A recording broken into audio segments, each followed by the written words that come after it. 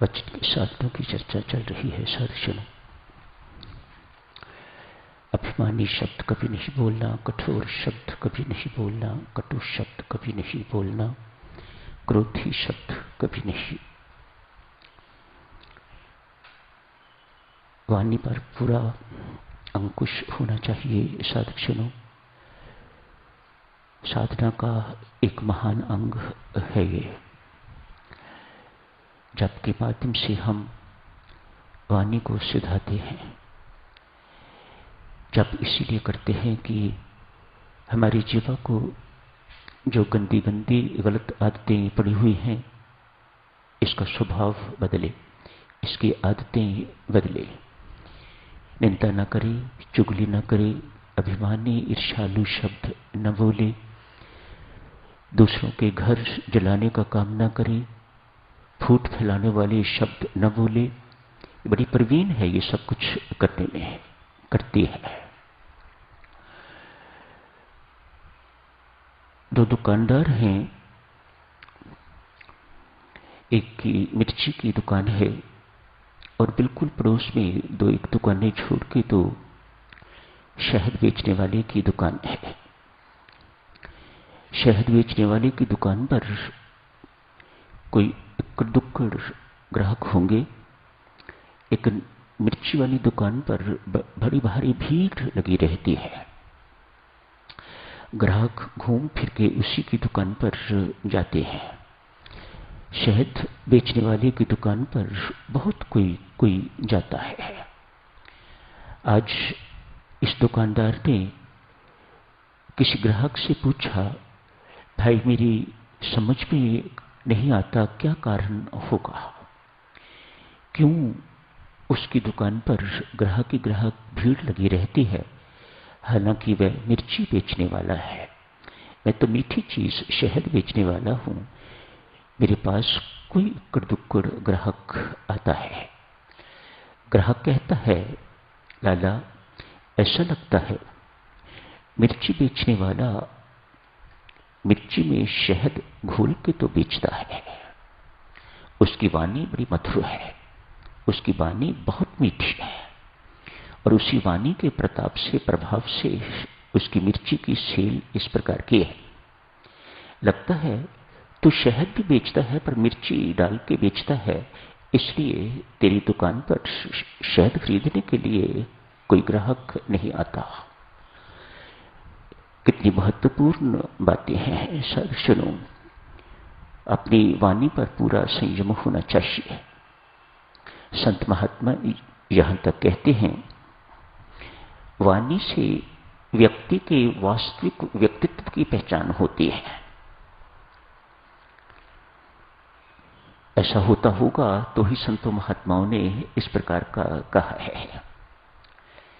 एक राजा, एक मंत्री और उनके साथ एक नौकर, तीनों के तीनों वन में गए हैं। राजा के पास भी घोड़ा है, तीनों के पास ही घोड़ा होगा।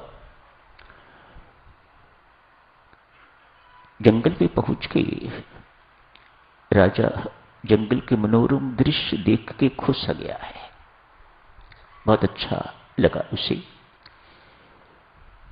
कहने को जंगल पर बहुत सुंदर वाटिका जैसे सब कुछ बहुत सिस्टमेटिक जैसे बगीचे में होता है।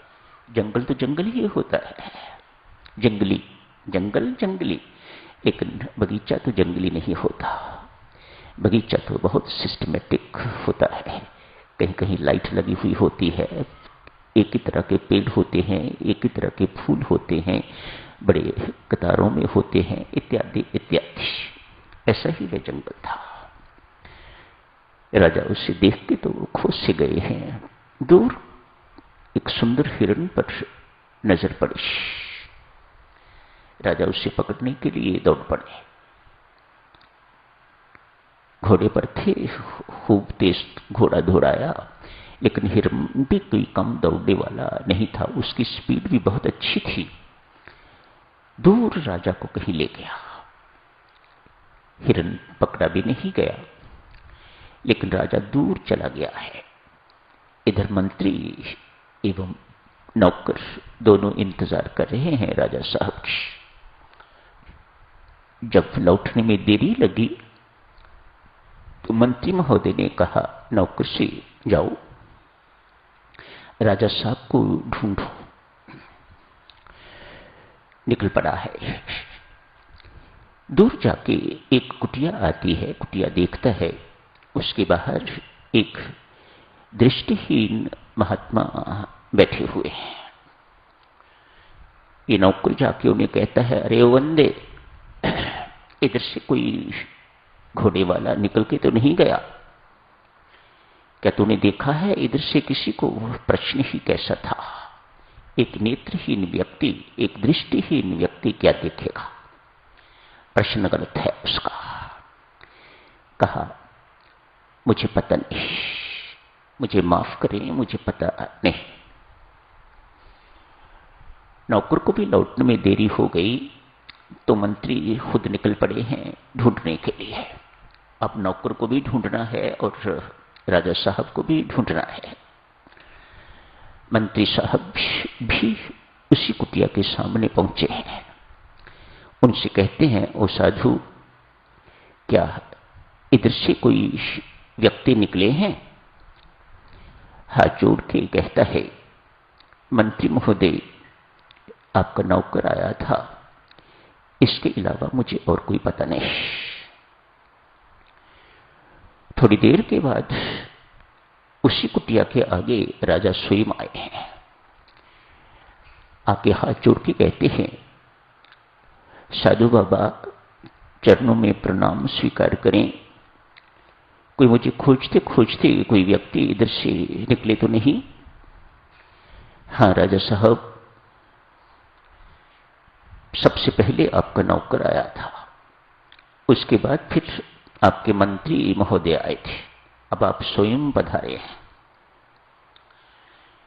तीनों इकट्ठे हुए हैं। मन में गहरी सोच, एक दृष्टिहीन व्यक्ति को कैसे पता लग गया कि एक राजा है, एक मंत्री और एक नौकर?